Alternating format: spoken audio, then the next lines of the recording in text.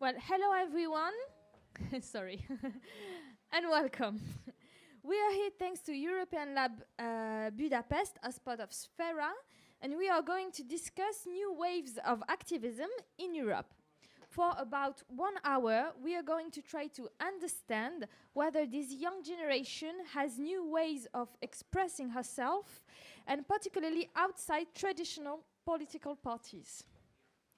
Before we even start, before introducing myself and the guest, I would like to read to you a couple of sentences that were written long before we all even born.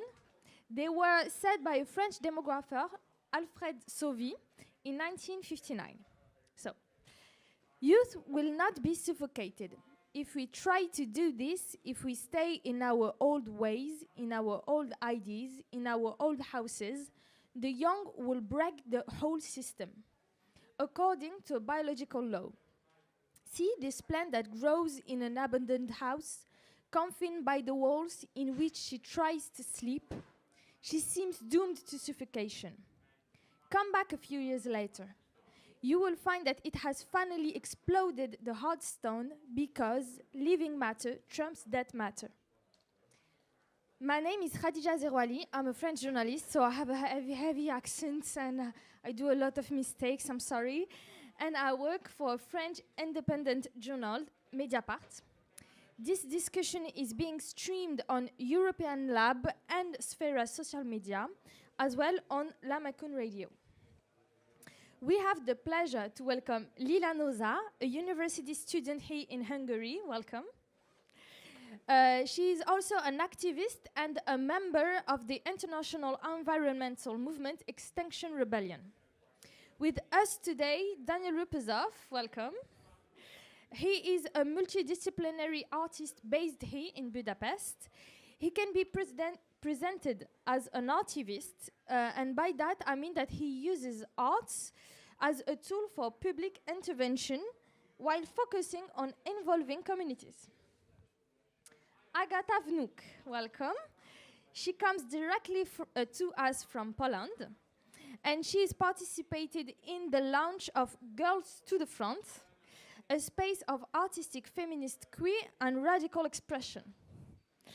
And we are very pleased to welcome Dr. Sarah Picard, senior lecturer in British studies and researcher on youth studies, and she particularly focused on young's political participation, especially environment activism in England and in France, where she lives, because she also teaches at Université Sorbonne Nouvelle in Paris. Welcome.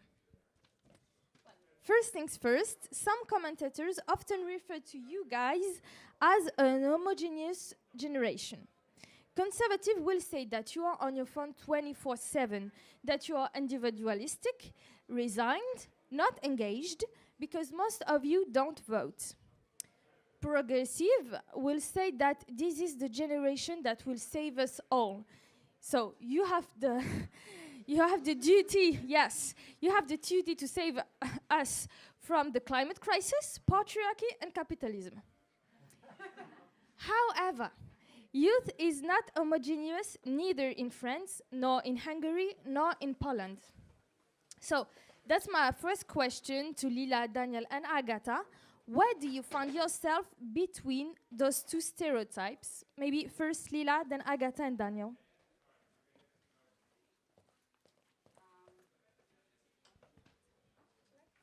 Okay. Oh, it's so strange to hear myself. Okay. We often get these comments and these sentences, and my feelings is like kind of between these two sides, because we feel the pressure. I personally feel the pressure that I have to do something big and something important to save the whole human race and the planet and etc. etc. But I think that it is not only our privilege and duty to do important stuff. We have to include all the generations. So we definitely have a bigger impact because we are still young and we are still have more time than the older generations, but we have to do it like together. So if it's just us, I think we can do as big impact as we want to. So I try not to focus too much on these stereotypes, on these comments, because it all depends on how we define, you know, saving the world and the big mission. Sometimes the little steps are the important stuff and the big mission itself. So I know, depending on the perspective, some might say it's unimportant, some people might say it's super important, but you know, we feel so much pressure from all the other things we do in life and that we have to face every day. So I don't think and I don't feel that I should pressure myself into, you know, responding to expectations like that. So I would say that obviously I'm on a mission, but I don't think that I can, like, everyone understands the same thing by saving, you know, the planet, saving the society.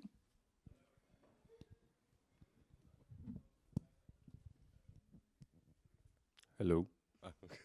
Sorry. Yeah, I feel that there's so many stereotypes. I really try to not pay attention to this kind of things. I feel that we're all on a mission, but I do feel that like the climate crisis is really connecting the world and youth at the same time in a way we've like not seen in quite a while. And I kind of feel that we are at the moment kind of setting a platform for resistance and kind of like people trying to take matters into their own hands. So yeah, I feel that this is something which will unite us and where like this is not an individual fight, it's a collective fight.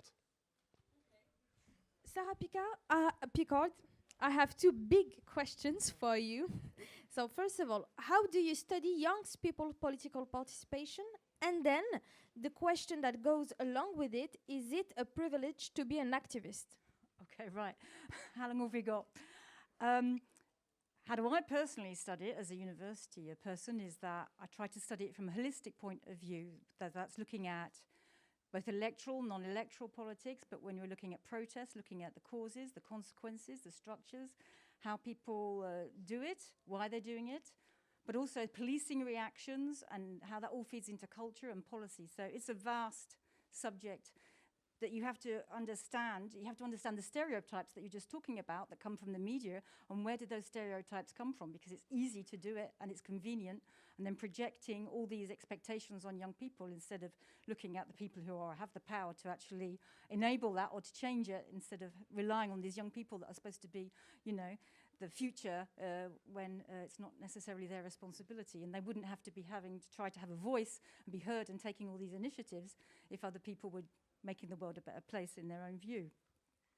On the ground, how I did it, well, I go and I do interviews with young people, in the past more about student movements, but what's interesting, and that's what you just alluded to, is that the issues, the protest these days is more about particular issues, more about like values and feminism, queer, environmental, but all these feed into each other and they're all linked to all these socially liberal, open, cosmopolitan values. So the only way to understand what's going on is to go on and interview people. And so I do interviews before. I've been just back with you at COP26 interviewing protesters in an occupied shopping centre in Paris, and so doing interviews and then keeping in touch and going back afterwards and trying to understand it, trying to make a theory about it, so that to try to avoid these stereotypes, but also to try and make institutions more democratic. So it's a kind of activism, if you like, indirectly, but also trying to have policy changes at local and wider levels. So it works at different levels. You asked me about privilege. Yes. You ready for okay. Okay, so protesting is not a privilege, it's a fundamental, should be, human right, freedom of expression, right to protest, etc. But we know, and we know in Hungary, in Poland, and in Britain too, where there's legislation going through, that governments are trying to increasingly repress protests, be it through legislation about how to organise, where to organise, or the policing of those protests. In Britain at the moment, the government is trying to make protests that are too noisy be banned. That's moved on from, yes, it's going to the House of Lords the House of Lords, non-elected body, refused what the government is proposing about not be able to protest in front of Parliament, which the symbolism of that is, obviously very clear. And so, is it a privilege? It shouldn't be a privilege, but we know, and I think just from the discussions that we've heard today, that in certain countries, in certain places, it's much more difficult to protest, of course, but also actual people doing the protesting. Where you just said that young people have more time, Agatha, but that's not necessarily the case, where they might be trying to study, have a job to pay for their studies, and trying to do their activism and other obligations as well. So it's not necessarily a myth, but dealing with a lot of things at the same time. And you can see this fluctuation between whether I make the step to become a full-time activist or not. So there's lots of challenges going on, but there's also other things about privilege, about, if we talk about Extinction Rebellion and getting arrested, which is one of the key things in the repertoire of contention, it's not the same getting arrested if you're white than if you're black, or if your relationship with the police is very clearly defined by the policing strategies and the policing means, etc. So it's not the same thing. So for certain people, it could be a privilege in a way in particular types of actions, but it's much more deeper than that, and that people don't feel not only it's too dangerous to get in, not just only to get arrested, but to engage in certain activities where the policing is heavy-handed. That's an understatement in certain cases, of course. But also they don't, so they're kind of also delegitimization, as far as they don't feel that they're able to protest, maybe because they don't know, or they don't have a family background, or that. So it is privileged insofar. It's privileged insofar as some people. It's easier for some people to protest than others, but it shouldn't be, of course, because the right to protest is a human right. I want to ask the same question to all of you. So, Daniel, Agatha, and Lila, in your own countries, is it a privilege to be an activist? I think, like in any country, it is a privilege, because I'm basically gonna repeat some stuff, because well, first of all, you have to have a certain access to information. You have to have the time and money, and if you're working full-time, if you're trying to support yourself without, other source of income, then it's hard to find space for, activism, for protesting, for making any actions. And then again, the danger of being an activist and protesting, it's just not the same for anyone. Depending on race, on sexuality, on, people who have the money, who have connections, they can be activists, and it's great if they are, but it will be way easier for them to, survive the situation if anything goes bad. So, of course, in Poland, it's a privilege. And of course, you also have to remember that activism is physically and is mentally demanding. So it's important to have, a support group, to have resources of, helping each other, helping yourself. If you need mental advice, if you need some other kind of medical help, it's just not something everyone has.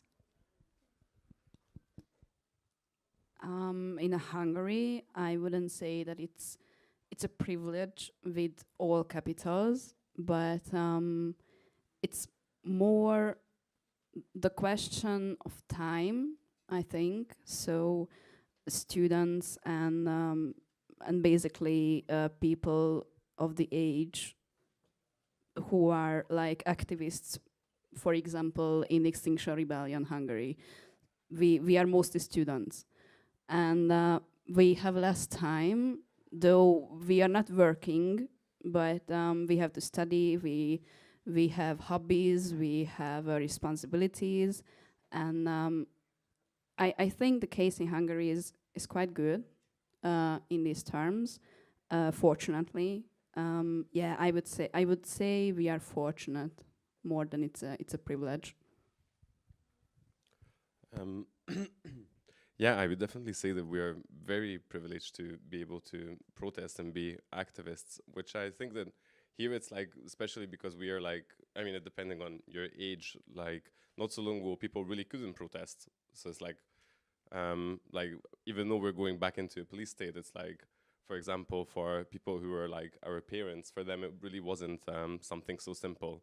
And I feel that it's very much a privilege from the point of view that like youth has the choice to kind of have something a bit more maybe different than what like the previous generation has, because there's been so many times here when there were protests, and for example, if any of you were sitting here from their job which forbid them to protest, then they wouldn't come because they were fearing their income or their way of life. So I feel that especially in like in this region that we can protest, I think it's something really, really good. And I wouldn't say that it's I mean, it depends on like how much we look to the neighborhood countries, but I feel that here it's something still a bit different than Western Europe, because we don't have the same type of freedom, I think, in every point of view. But yeah, I feel that like, yeah, youth definitely has the privilege, and it's something very demanding, and yeah, it's like, it's good that we can make space for this, even though this shouldn't be really the kind of point of our life, I think, ideally, not the point of our life. Lila, you decided to fight climate crisis with Extinction Rebellion. So can you explain to us your journey through this, and how did you end up in this movement?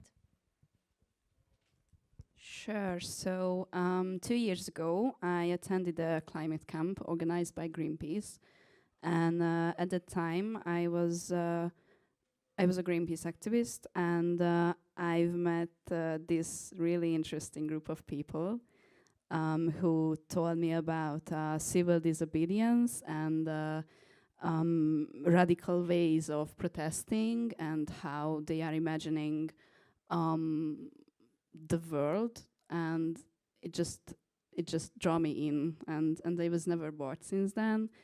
The thing that really caught me was the way that, so it's, I would say we are trying to be more radical, and we are trying to focus, besides environmental activism, to climate justice.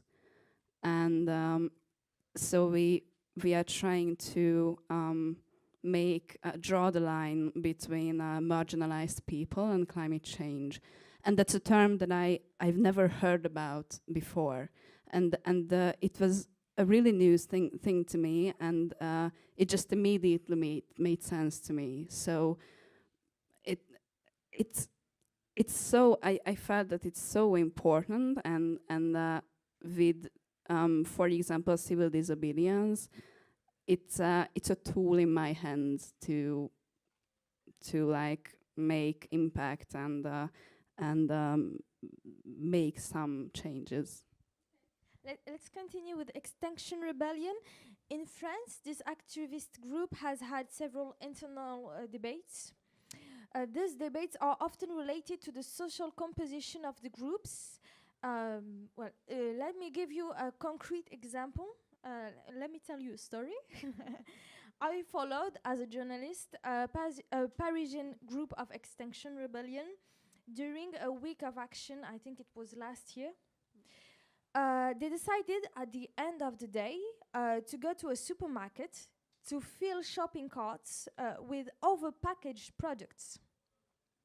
They left everything at the checkout as an act of rebellion.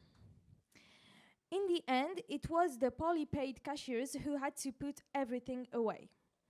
That day, if there were poor young people in the ranks of Extinction Rebellion, if there had been students who had become cashiers to finance the study, this might not have happened. Does Extinction Rebellion have the same debates here in Hungary? Is a shared struggle possible between all the youths? Yeah? Those who fight against capitalism, those who strike for climate, those who worry against racism. Is it possible? Yeah, I definitely think it's possible. To answer, react to the story, I personally, and I think I can speak in the name of the whole group in Hungary, we wouldn't do this action. I think it does more harm and it draws more negative thoughts with it than it has a positive impact. So I don't think it's quite effective, but I see their point, and it's quite a show. I see that.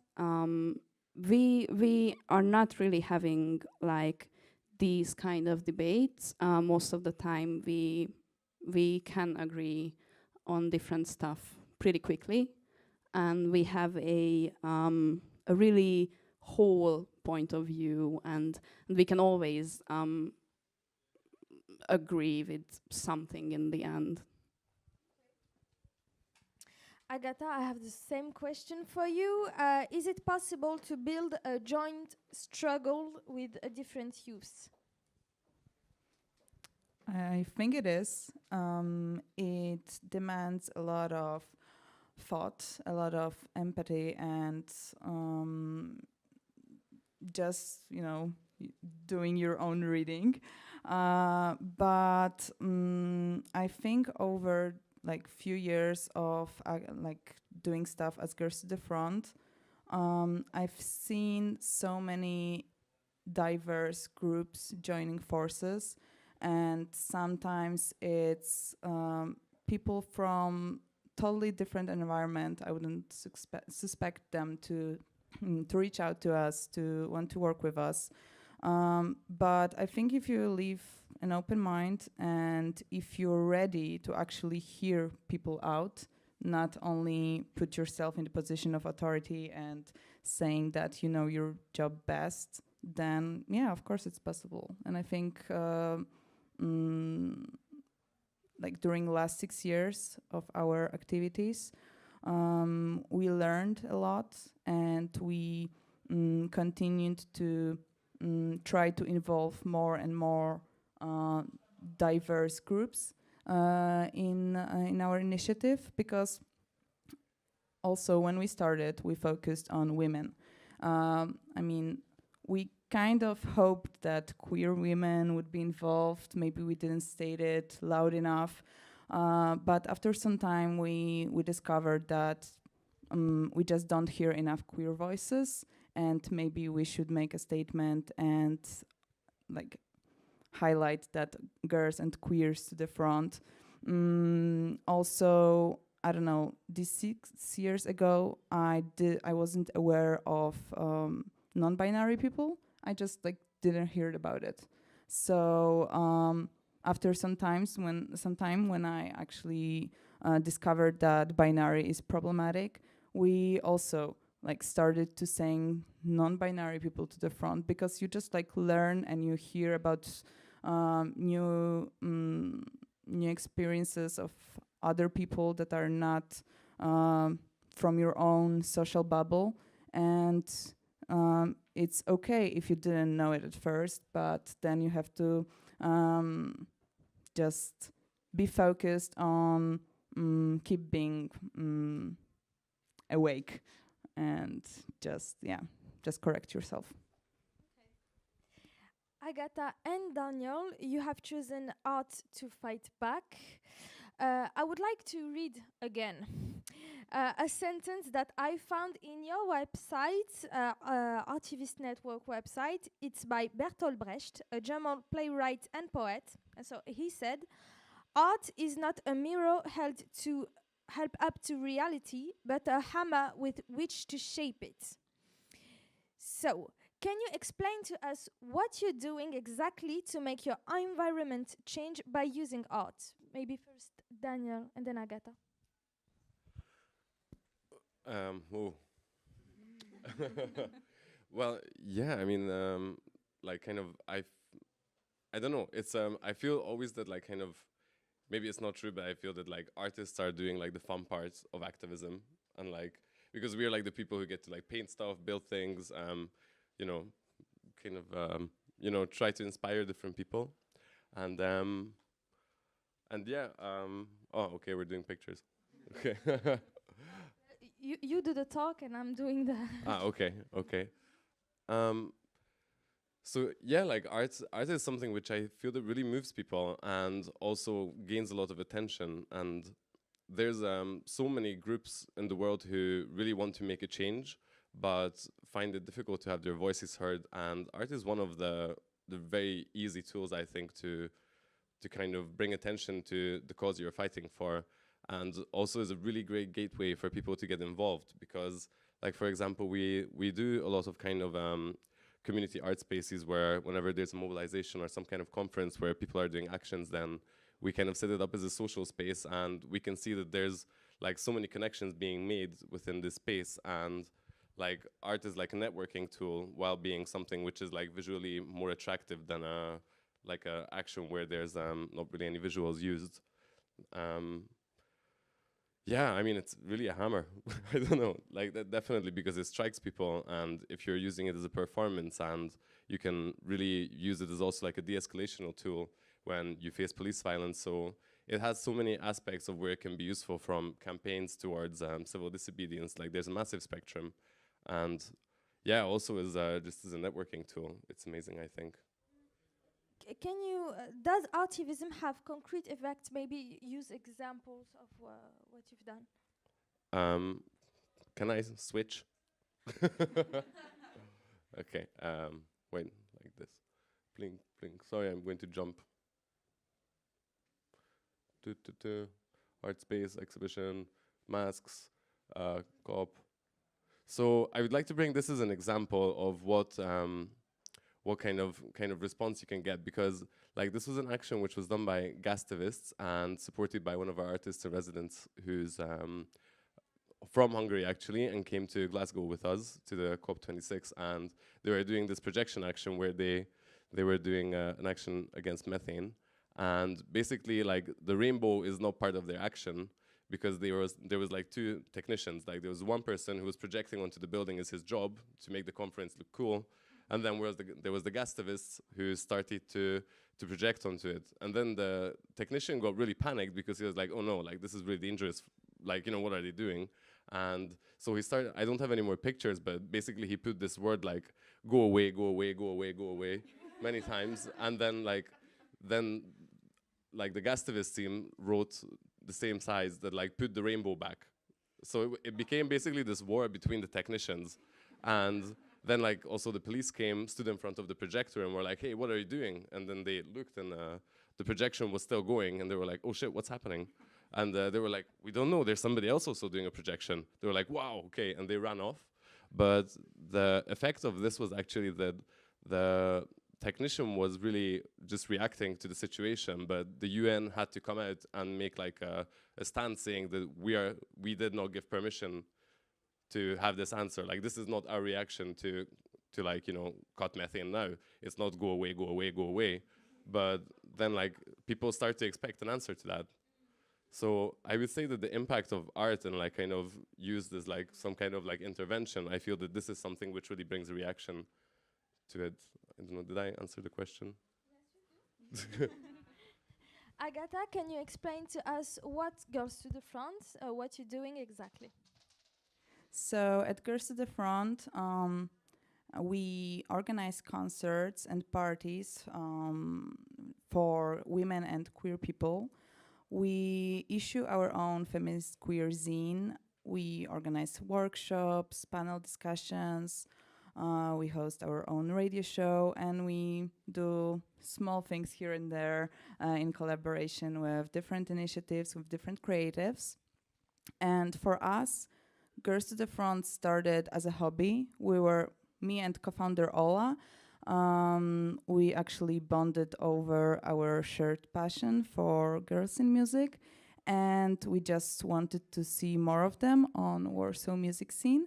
And so it started as a hobby. We just wanted to do that. And when we came up with the idea to host first Girls to the Front party, we just realized there are 2 bands in Warsaw consisting only of women. So that was where we saw like, okay, there's a problem. And so music and art was our hobby, but then we discovered that there is a problem. There is a lack of women and queer people who are actually active in that field.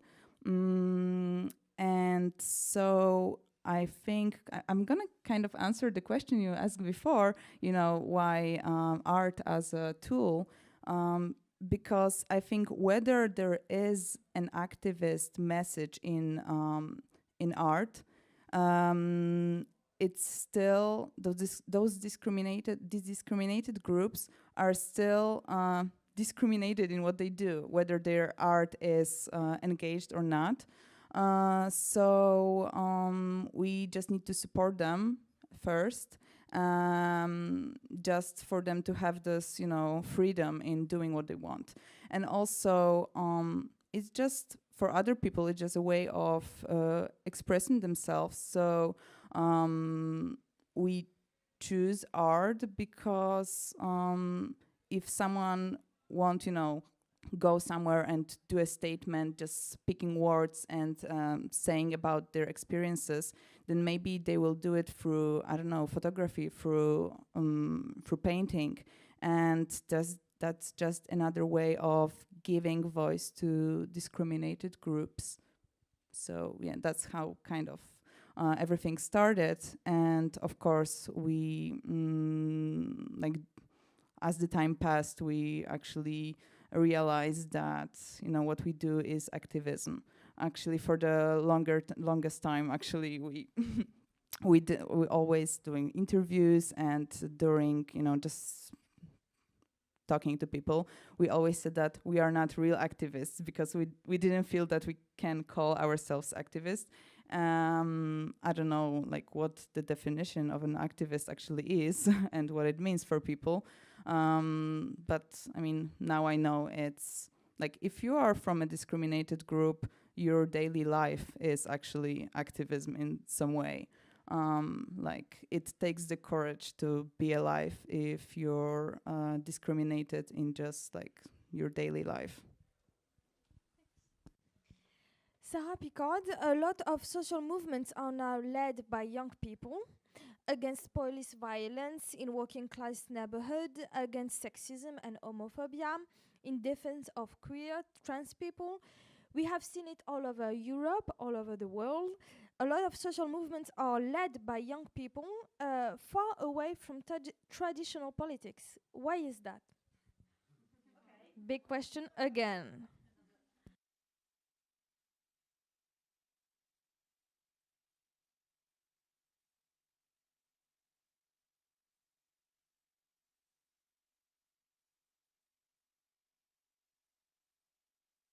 Sorry. What we've seen, and I've noticed it in what you're saying, but going back, is that there's been a move away from voting for traditional hierarchical top-down parties based on a political manifesto, going right back to the 1960s when there was the rise of social movements. And this has increased over the last 10 years. We've never seen so many social movements, activism in all its different forms than over the last 10 years. And there's this shift away from these top-down structures to more horizontal structures with more direct democracy, more internal democracy, more participation, horizontal, more fluid, based around different issues. And you've all mentioned different issues, and we've seen that you've mentioned, Agatha, how you've joined with other movements or groups or ideas, and that this is kind of coming back together of ideologies, but not within these formal structures where you have politicians that don't seem to take into account young people that want to have their voices, that will go on TikTok to try and get their votes, but don't actually implement the policies. Like some French ministers, for examples. Yeah, so Jean-Baptiste Djebari on TikTok. he's not the only one. All across the political spectrum in France at the moment, there are politicians on TikTok, etc. But well, we could talk about that, but I'd rather talk about what the young people themselves are doing. So these more issue-based things, but more socially liberal, open, cosmopolitan, and post-materialist values. And so what are they doing? I've forgotten the question. And so what are they doing? What was the question? And so why are they doing it? What was the question? I've forgotten. I'm going to repeat it. I got carried away. Wait, that's not a Oh, problem. why? No, why? Lot of social movements are led by young people. Yeah, Why? yeah, why? So there's also what we've seen over the last 10 years is a real shift, a generational shift in the kind of capitals that young people have.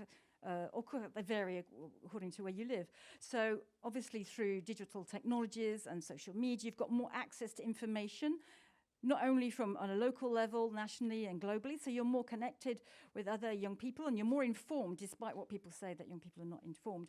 You have the ability, the possibility, most people have to be informed, to be part of a global community or more locally based ones, but you also have higher levels of education. And we know that the higher level of education you have, the longer studies, the more you're likely are to vote, but also to protest and in various different means. And so we've seen this kind of, but also this young generation has been through a series of crises. So going back to 2008 with the financial crisis that introduced austerity, precarity through different governments across the spectrum, where young people have been particularly affected in education, housing, health, etc., where young people have been particularly put into a precarious situation. And so their life chances, sorry folks, it's not very cheerful, are worse. Their opportunities for social mobility, to be autonomous, is less than previous generations, where it's, the last century it's increased.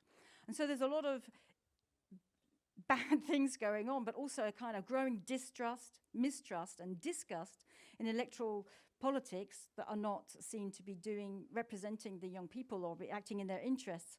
And we've seen this, of course, during the pandemic, where young people have particularly suffered more than older generations. And so we've seen this kind of adoption of lifestyle politics that, going vegan or avoiding public transport, but that's, in all the young people that I've interviewed, they said that's just not enough, so it starts with a personal kind of engagement, but it's not enough. And then you meet other people, and that you've all mentioned that doing something together with other people is a way to overcome the fear, the anxiety, all the mental health issues, and being with other people and solidarity in a collective movement, whether locally or nationally or globally, provides hope, but also a joyful experiences, whether it's demonstrating or doing art or having a concert, that provides a kind of positive emotions and hope that not only to bring about change by informing other people, getting them on board and influencing policy, but provides a community that is hopeful. And what strikes me is that this term that I've come up with is do-it-ourselves politics. And you said do something yourself, and you said doing. You've all said doing. So do-it-ourselves politics is the concept I've come up with, is that there's this need to do something personally that expands to a collective thing because governments are not doing something, and you're taking politics into your own hands because out of desperation and anger, etc., but then it provides something positive. And there's this real need. So many people have said, I need to do something, I need to do something. If I don't do something, I don't know how I'm going to survive. And if I don't do anything, we're all going to die. Doing something seems crucial as a reaction or the inaction of what's going on around in the world. And it's easier to do that now than ever before. Yeah? So... Yeah. So let's continue to talk about the relation with classical politics. So let's talk about voting. In France, the presidential and legislative election are held 2 months apart. In 2017, across both elections, only 1 in 5 young people voted. So it's very low.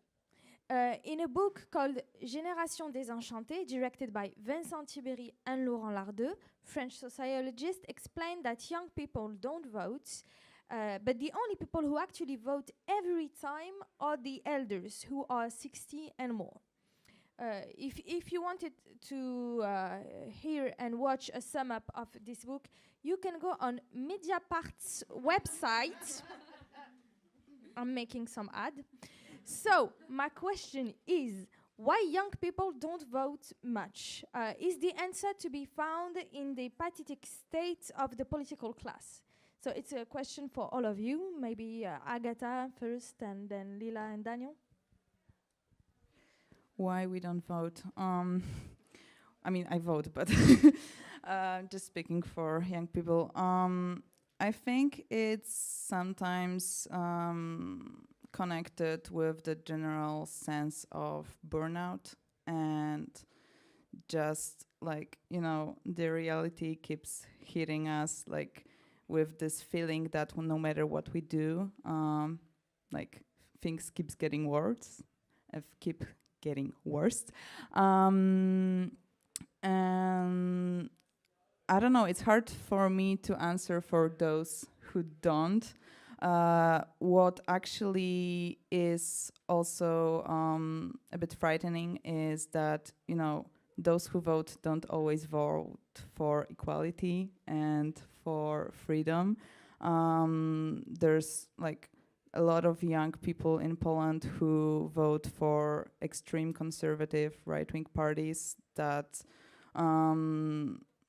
well, they just like, there's all the phobias and discriminations. So, of course, I would love to see more people voting, but I'm also like afraid of more people voting, you know, for the other side. I actually don't know how to answer, like in longer one, yeah.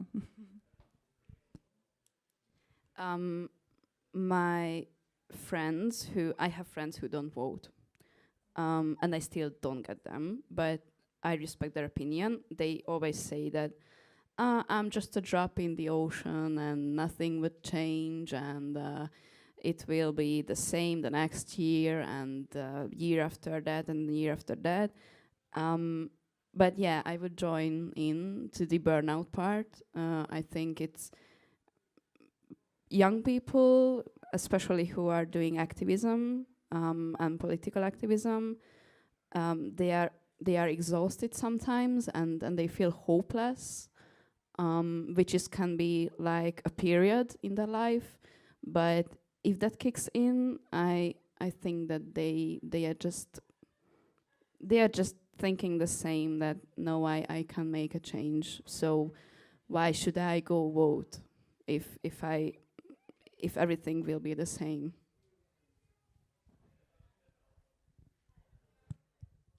It's on. Just because everybody's seeing it, I vote also. Yeah, well, Representative panel, so. just saying. That doesn't count.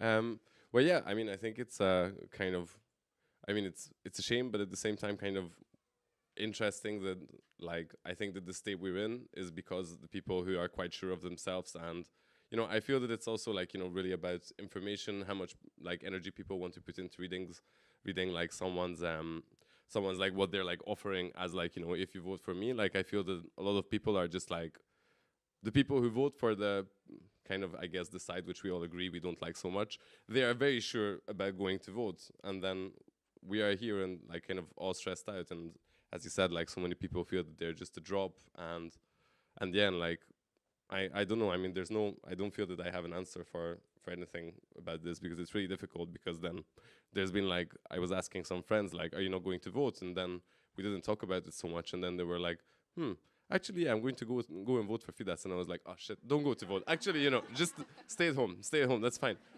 But yeah, and I feel that also like here, like in Hungary this year, this is like quite an interesting topic, because like the strategy is actually very different than what it is like usually. It's like here you're like kind of voting for lots of parties so that you can like just like get rid of the one you really don't want. So then it's like, this is like really weird, I think, like, you know, all these ideologies formed into like one representation where everybody just agrees that the reason you vote is to get rid of something which is destroying so much stuff around you. So let's hope that youth will vote. Or I don't know, vote. Yeah, it's actually a problem that, like with the strategy of voting, it's actually a big topic every election in Poland, that like, should you vote for the party that maybe doesn't really represent you, but it's still like less worse than the other one, but has a greater possibility of winning?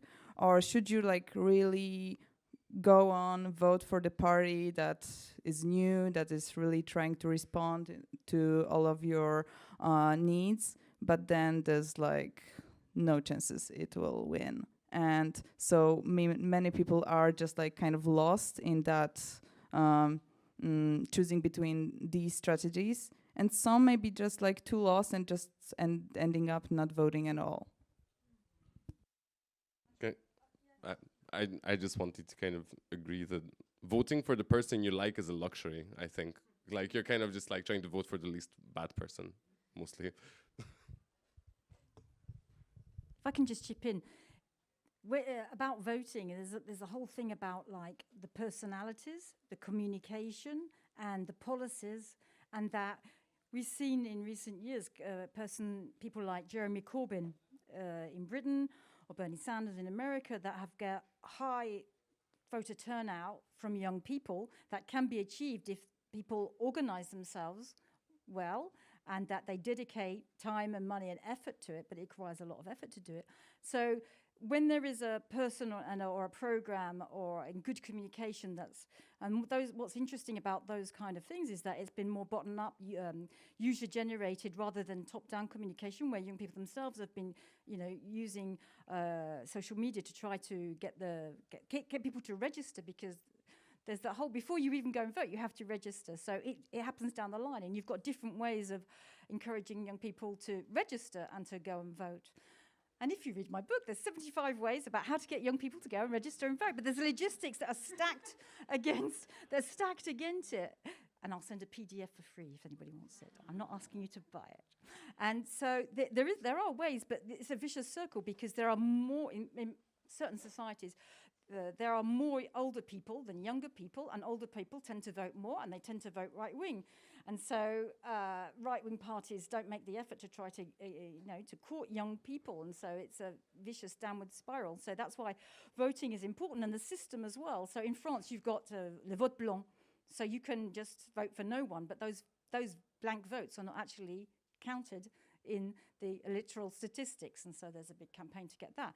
But also one of the big issues is votes at 16 that we have in Austria down the road, and that will probably come in Britain sooner or later, where most political parties are in favour of votes at 16. It's happened in Scotland and for the local national elections and things in Scotland and in Wales.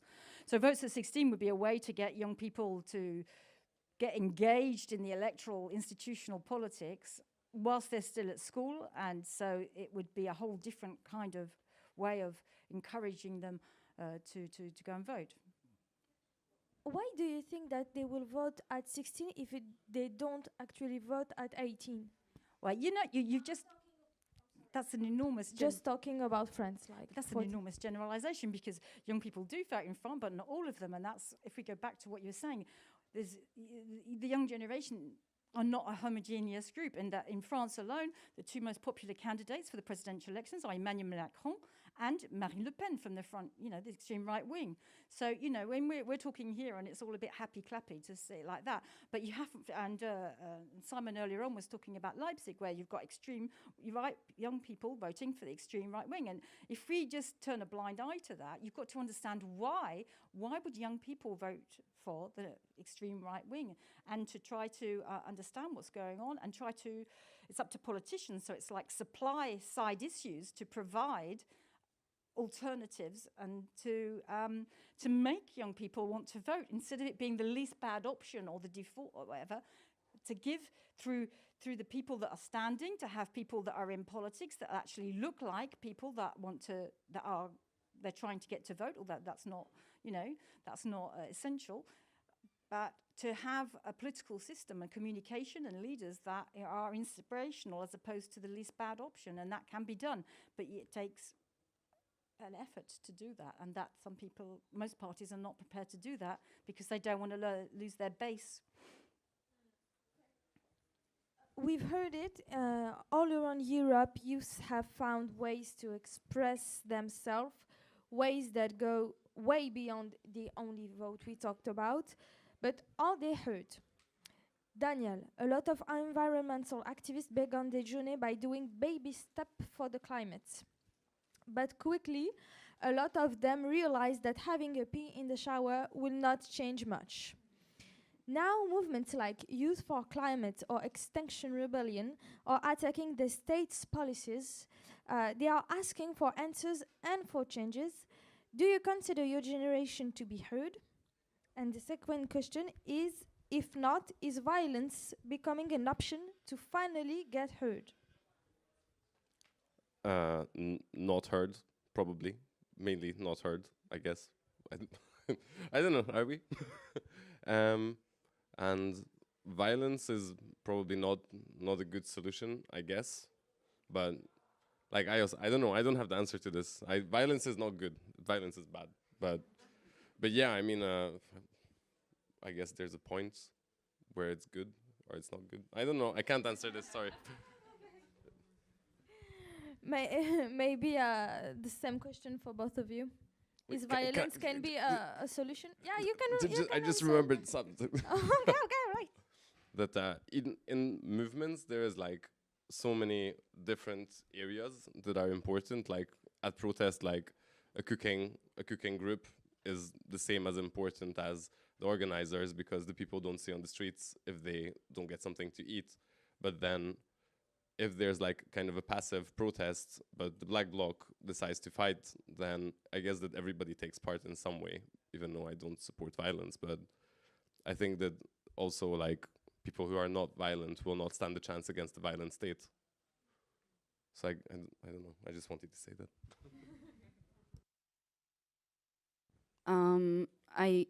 I think that we are not heard enough. We could be louder sometimes, but most of the time we are not heard. And I think that violence should never, ever, ever be the solution. I understand that, well, based on my experiences, a lot of activists who are supporting violence and violent disobedience are just angry, and it usually comes from desperation, their own desperation, because they feel that they can never do enough to change something. But I still don't think that we should hurt other people to achieve our goals, because then what's the point of our action? So if we are fighting for justice, if we are fighting for peace, and we want everything to be all right, then why we should use violence? I know that, and I feel the same sometimes, that civil, non-violent disobedience is like a slower version of making change, but I think it's definitely worth it. I'm just wondering, what do we understand by violence? Because,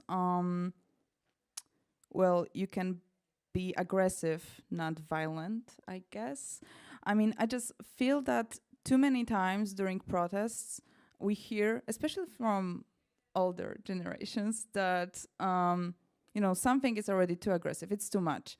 And, like, the message there is to just be nice, to be, quiet. And I mean, we've been for so many years, so maybe we've just been pushed under the wall, and this is the final response you get. So yeah, I think it's also like, the question is what is violence here? Because obviously, I won't support hurting other people, but having a very provocative, aggressive message, it's totally fine. And this is the way to respond to the same message we get from the other side. They are not discussing if being violent against LGBT people against women, they don't discuss if it's not hurting anyone, if it's too violent, if it's too aggressive. So yeah, that would be my answer. Sarah Picard, you wrote that the vast majority of the protests that have occurred in the 21st century have been overwhelmingly peaceful. Why is that? I'm sorry, only big questions for you. Okay, so what? Well, as you've just said, and from the interviews I've done, is that it's the important, faced with structural violence, symbolic violence, and real violence from policing, and in harmony with the kind of open, socially liberal values, peace, kindness is absolutely fundamental. And there's a great quote from somebody who's from Extinction Rebellion in the rain in London, and said that and I said, do you think Extinction Rebellion is radical? And she said, we are radical in our kindness. And many of the people that I've interviewed have underlined how important it is for them, faced with all this violence, to be peaceful, to be kind, but that fits with the ideology and the issues that they're interested in. But you've got other groups. It's like when we had, when I went to the occupation of the shopping centre, there was the Gilets jaunes, the yellow vests, and Extinction Rebellion had organised it, an occupation that lasted 18 hours, and the Gilets jaunes came on board. And you can see the real difference of how methods, messages, how to go about actually protesting, where you had Gilets jaunes with marker pens writing things all over windows and things and smashing things, and the Extinction Rebellion were using chalk and water and using other kind of messages. And then when the police came in, so the Gilets jaunes are throwing chairs and tables at the police coming down with the gas coming in, whereas the Extinction Rebellion removed themselves from the situation. So it's two different types of protesters, two different kinds of protesters, two different ways of doing a protest. But for more environmental protesters, it's living in harmony with your values. How can you ask for social justice, environmental justice, and then be violent around it? And that's why the emphasis is on non-violent direct action, why the training is all about that. And what's interesting is the people that are more violent in Extinction Rebellion, who actually break things, not hurt people, are the older ones, the founding members, who are a generation above, who were in other environmental movements in the 90s before that. So the younger people it's very important for them to live peacefully and in harmony with their values. Does that make sense? And it's the minority that get the media attention, of course, that are talked about. But and to people that attaching yourself to railings and going floppy and things like that. That's deliberately peaceful and non-confrontational, a way to be disruptive, to advertise the cause or to get attention to the cause that is deliberately not violent and disruptive. Does that make sense? Yes. No. Oh, right. Okay. I could carry on. So we mentioned anger, we mentioned structural violence, the feeling of not being heard. But to quite end this discussion before you can ask a question too, we have to give a little bit of hope. So can each of you tell us in a few words a happy memory in your activist life? That's the kind question of the end.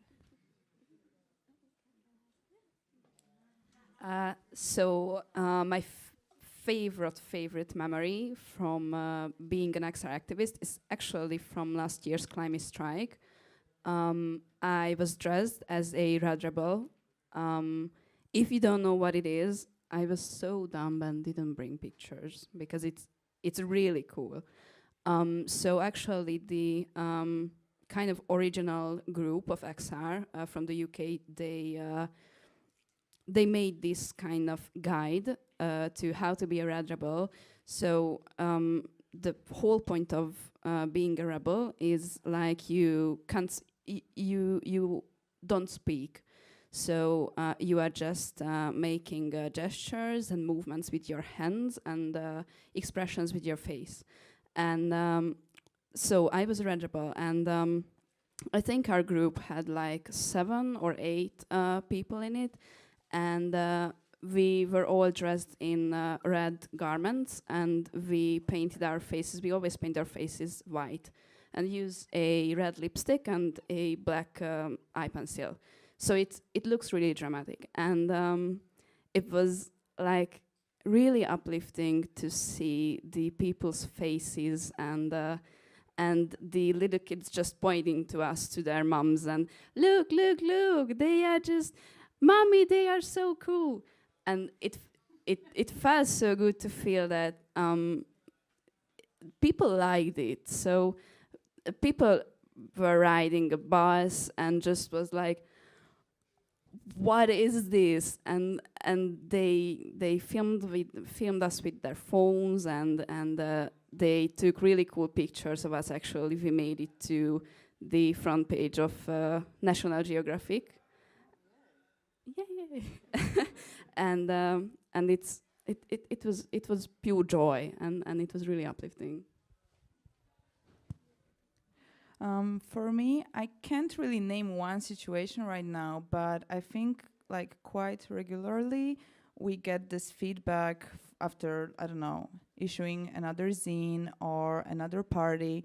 Like there's always like one person who messages us and says like, okay, this zine helped me discover, you know, that my sexuality is something different than I thought.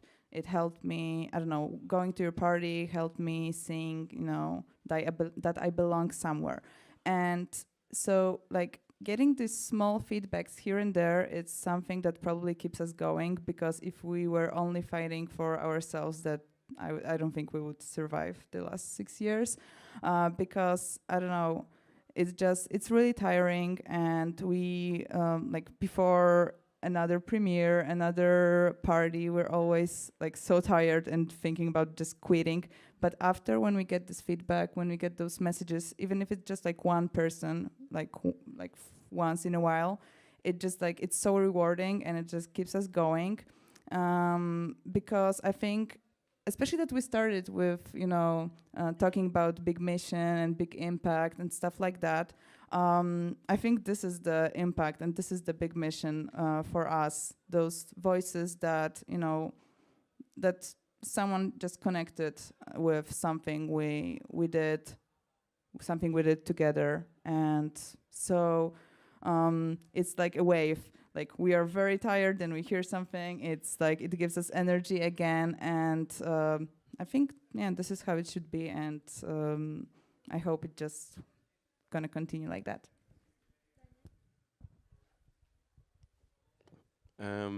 So we I got involved with like Activist Network roughly 7 years ago, and then until maybe 1 year ago, I was like mainly the one Hungarian at like most of the international stuff we did, which is like weird. But then like we started doing some projects here where we were like kind of just like doing like different collaborational projects with artists, and so that like evolved into us like taking them to an artist in residency to COP in Glasgow last year. And it was like we went through this like 2 weeks of like very difficult situations, and also like, you know, all of these actions and so much stuff we did. And then like at the debrief, it was just like really beautiful to see that there's these artists who like we've known for such a long time, who mainly joined us from like the nightlife where a lot of us work, and like, you know, as like light artists, visual artists, photographers, or kind of like concept developers. And anyway, it was like to see this enthusiasm in people who didn't do this yet. So like to see like someone who just suddenly realized like how much impact they can make, and that like you could see that their like eyes are like sparkling and they're buzzing, and that like they were just saying that like, wow, like, you know, we spent this like days here, and it's like finally it's like, you know, art has like a meaning. And it was like, I think that for me it was just really empowering to see that like they felt what I felt when I like first time did like some kind of creative action. So, yeah, nice memory. Okay, great. Well, I still have so many questions, but maybe the audience does too. So if there is any question, it's the time. Now.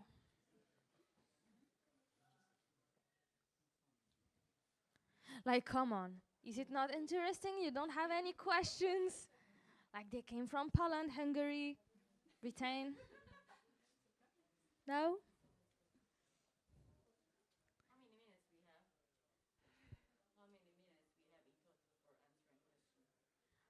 I don't really know. We have like.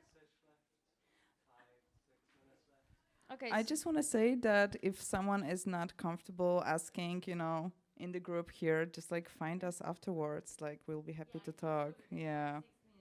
Yeah. Yeah, have a drink. Well, okay, no question. Okay.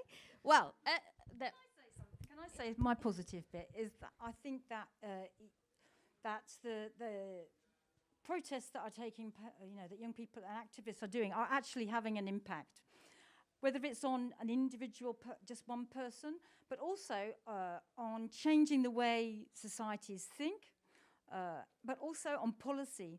And the British government, right-wing government, wouldn't have declared a climate and environmental emergency and introduced a whole lot of policies if it hadn't been for protesters outside, and that was said during the governmental debate. So whether it's on a very tiny scale that you were mentioning, whether it's on a personal, just to be, a sense of belonging and positivity, or whether it's actually bringing about the change in society and policy, it does work. There you go.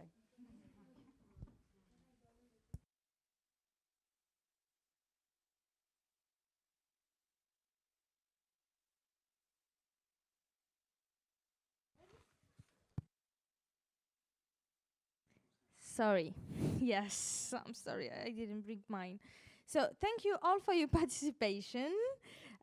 Thank you, Daniel, Agatha, Lila, and Sarah. Thanks to European Lab for the invitation. The next discussion will start in 15 minutes, and you better not miss that. So I have the title, Public Policies for the Citizens of Tomorrow. Bye.